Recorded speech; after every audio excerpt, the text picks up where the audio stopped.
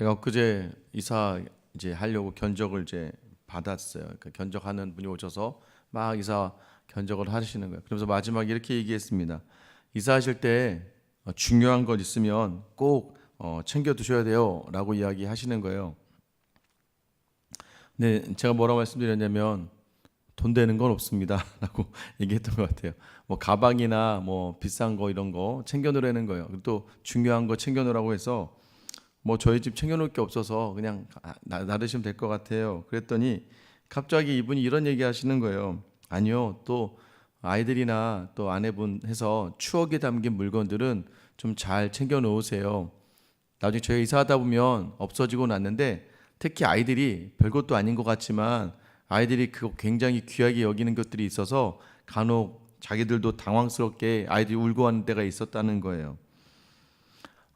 중요한 거 챙겨 놓으세요라는 그 말에 저의 대답은 세상적이고 물질적인 사고의 결론으로 이야기하게 되는 것. 어쩌면 우리 모두가 다 예수를 믿고 또 이 세상에서 주님을 따르는 삶을 살아간다고 하지만 그 행복의 기준이 물질로 가득 차 있지 않은가. 근데 여러분 오늘 본문의 말씀은 물질의 자리가 다가 아니다. 그 이야기를 해 주시는 거예요. 우리가 자꾸 주님을 놓칩니다. 여러분 기도에서는 하나님을 잊고 살아가더라고요. 하나님은 하나님의 사람이 자기를 바라보기를 원하세요. 왜냐하면 하나님은 질투하시는 하나님이십니다. 하나님 질투하시는 하나님이시래요. 질투하신다는 게 무엇을 말하는 거예요?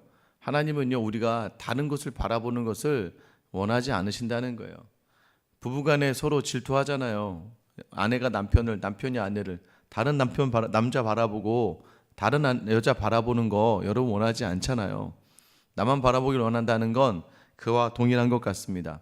하나님은 우리와 달라요. 왜냐하면 우리는 나를 바라봐 주길 바라는 나의 바람이지만 하나님이 자신을 바라보기 원하시는 것은 네가 나를 바라봐야 정말 행복한 삶이야 라고 그 행복한 삶이기 때문이에요. 하나님과 함께하는 삶만이 영원하다는 것을 여러분 놓치지 않게 되기를 예수님의 이름으로 축원합니다. 여러분 주님이 없는 자리 늘 공허와 애통함만 남는다는 걸 오늘 본문이 보여줍니다. 오늘 본문은요 이제 멸망당하는 바벨론의 그 멸망의 후폭풍의 이야기를 다루고 있어요. 그래서 큰 음녀 바벨론과 함께했던 땅의 왕들 그리고 땅의 상인들 그리고 뒤에 이제 내일 본문이가 선장들 그래서 오늘 본문은 땅의 왕들과 땅의 상인들 그러니까 땅의 힘의 세력을 가지고 있고 또 땅의 부를 가지고 있었던 그 사람들에게 나타낼 일들에 대해서 그들의 통곡에 대해서 다루고 있습니다. 그러니까 세상의 물질을 따라가던 자들의 마지막을 이야기하고 있는 거예요. 9절 10절에 보면 그와 함께 음행하고 사치하던 땅의 왕들이 그가 불타는 연기를 보고 위하여 울고 가슴을 치며 큰 바벨론이 죽었는데 큰 음녀가 큰 화를 당했는데 그걸 보고 막 땅을 치며 우는 사람들이 있다는 거예요. 야, 사람 누군가가 죽었을 때 그 사람을 위해 눈물을 흘린다는 건 참 대단한 거 아니에요? 그런데 그의 고통을 무서워하여 멀리 서서 잃었다는 거예요. 이 얘기는 뭐예요?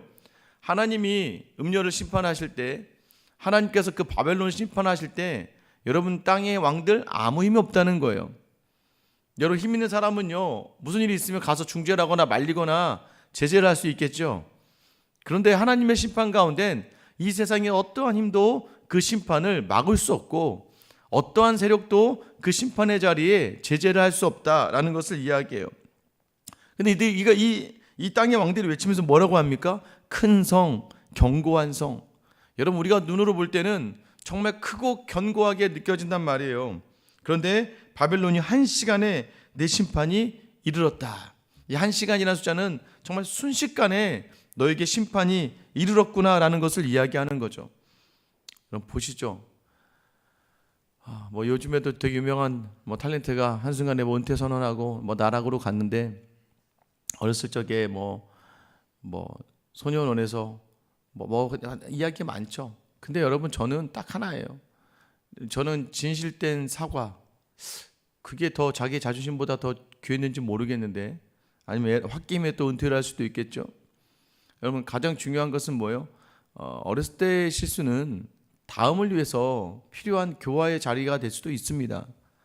중요한 건 뭐예요? 한순간에 가는 거예요, 여러분. 한순간에, 그죠?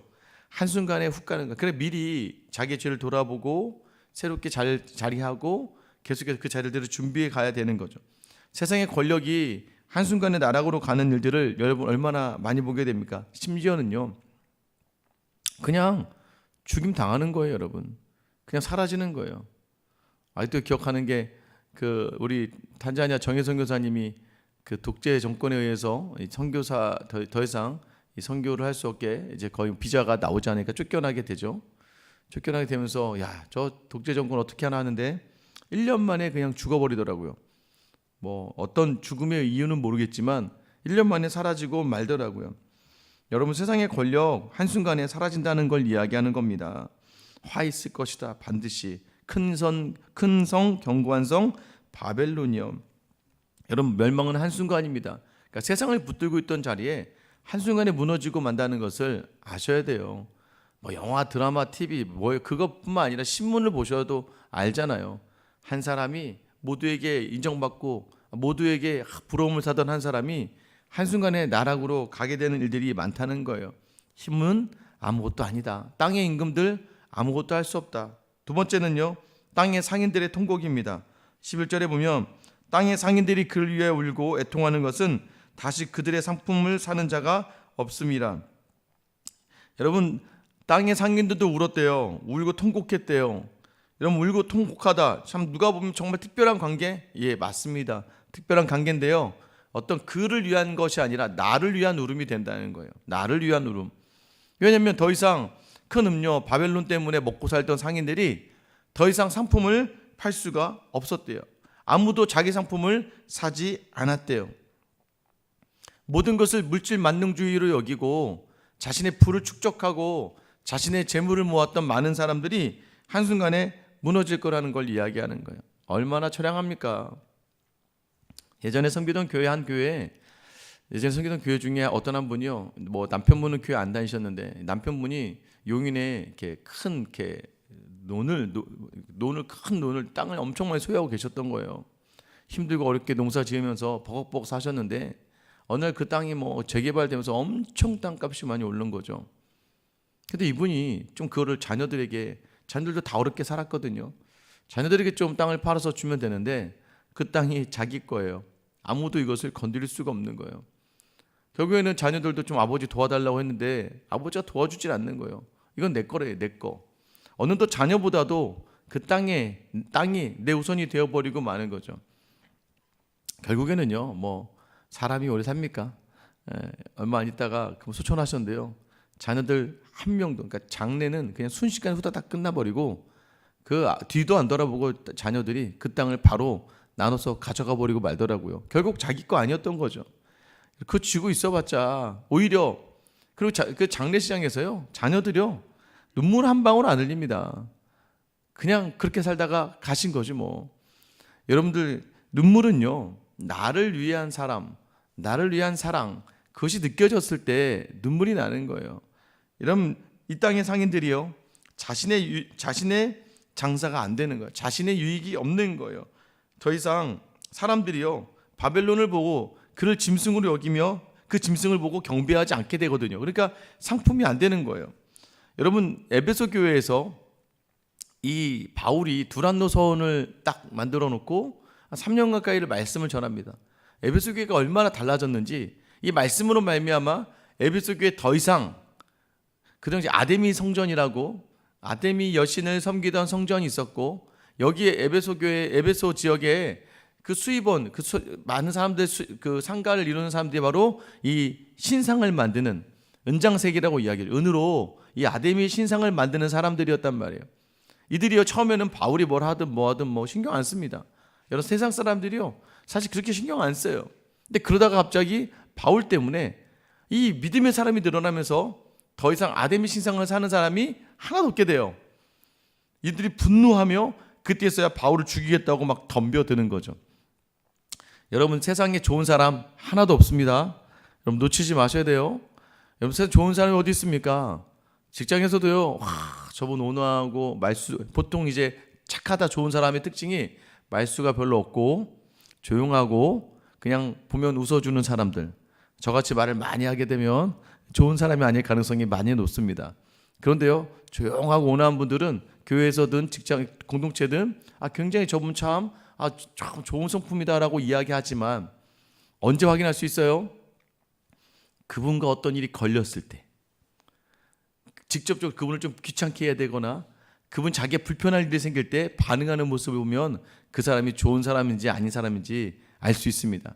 조용하다고 다 좋은 게 아니더라고요. 자기가 상관없을 때야 그냥 넉넉하게, 그러니까 관심이 없는 건데 그냥 뭐 해코지는 안 하니까.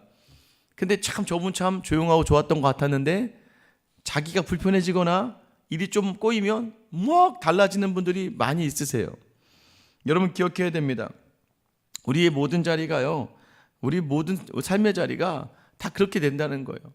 나에게 불편함이 있을 때, 나에게 어려움이 있을 때, 내 손해가 끼쳐질 때 세상은요 그것으로 인해 슬퍼하고 애통하게 됩니다.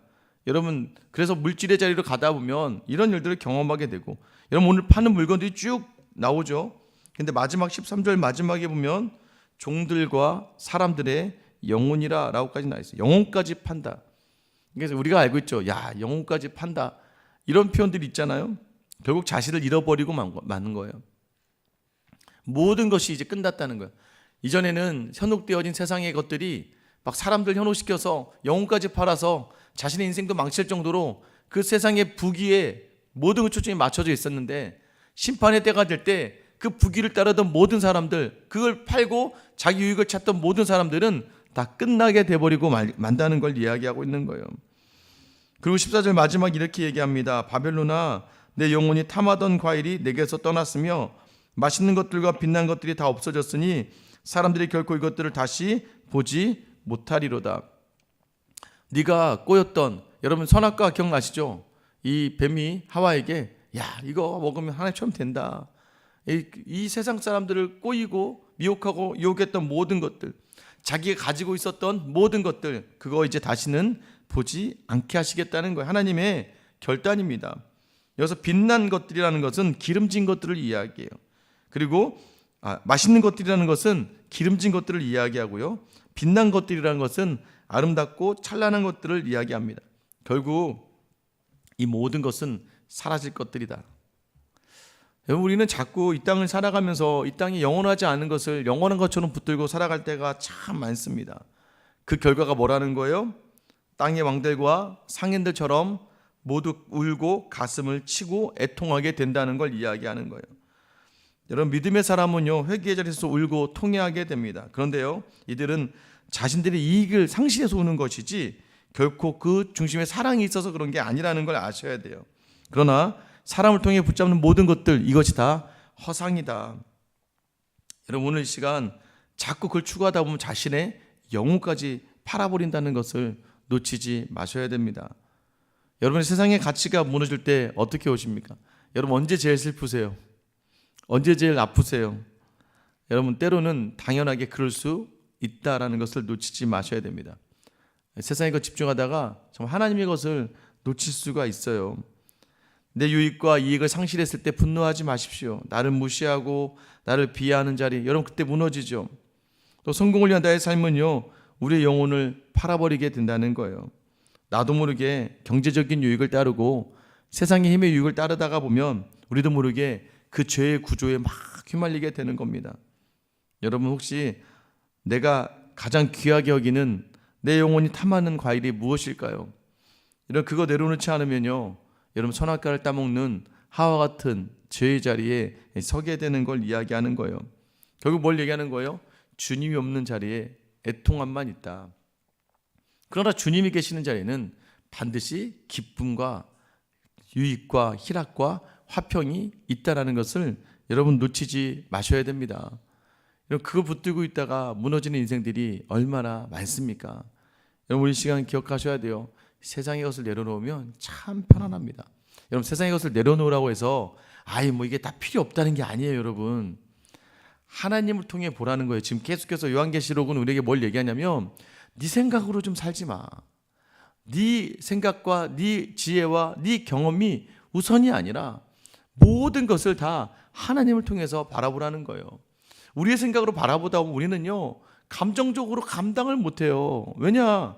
오늘 나에게 누가 좀 해코지하면요, 막 그 사람과 해코지한 일에 막 신경 쓰여서 아무것도 못하는 거예요. 내 생각하다는 일들이 막 일어나잖아요. 그러면 막 못 참아요. 막 감당할 수가 없어. 머리로 이해가 돼도요, 여러분 그걸 맞닥뜨리면 이 삶이 달라지는 거예요. 그죠 여러분? 다른 사람의 암보다 나의 감기가 더 아프다니까요. 사람이 그래요. 근데 여러분 그때 계속 그것을 온전히 하나님을 통해서 바라보지 않으면, 감기 걸리면 어떻게 돼요 여러분? 막 독감에 걸렸어요.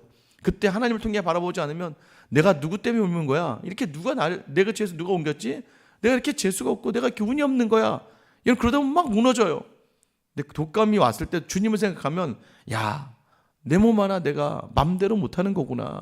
내가 걸리고 싶다고 걸리고 싶지 않다고 해서 안 걸리는 게 아니구나. 하나님을 다시 인정하게 되고, 그럼 그 삶의 자리에서 내가 다시 이 몸이 하나님의 성전이니까 좀 미안하기도 하고 때로는 섬기지도 못하겠지만 지금은 쉬고 내 몸을 더 회복시킨 다음에 더 잘 섬겨야지. 그리고 더 조심해야지.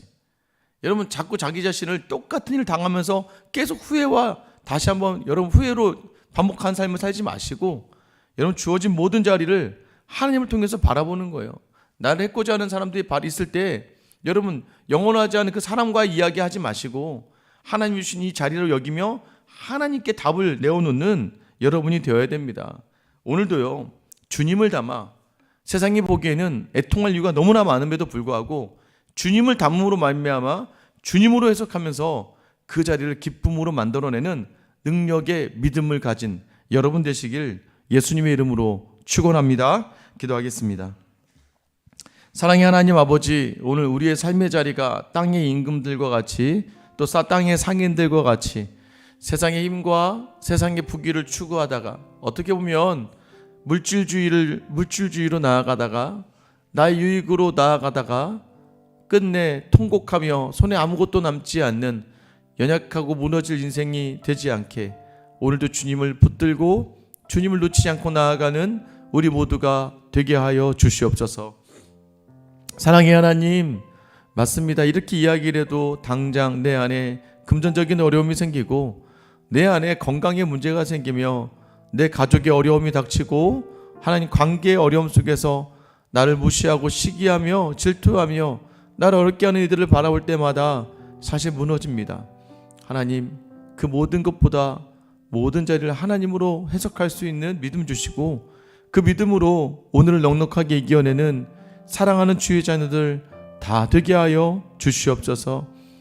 끝까지 끝까지 십자가의 그 죽음의 자리에서도 하나님을 놓치지 않으며 그 모든 사명을 온전히 감당해내므로 하늘의 영광의 자리에 오르시고 우리에게 그 빛난 믿음을, 우리에게 찬란한 은혜를 부어주시는 우리 주 예수 그리스도의 이름 받들어 기도드립니다.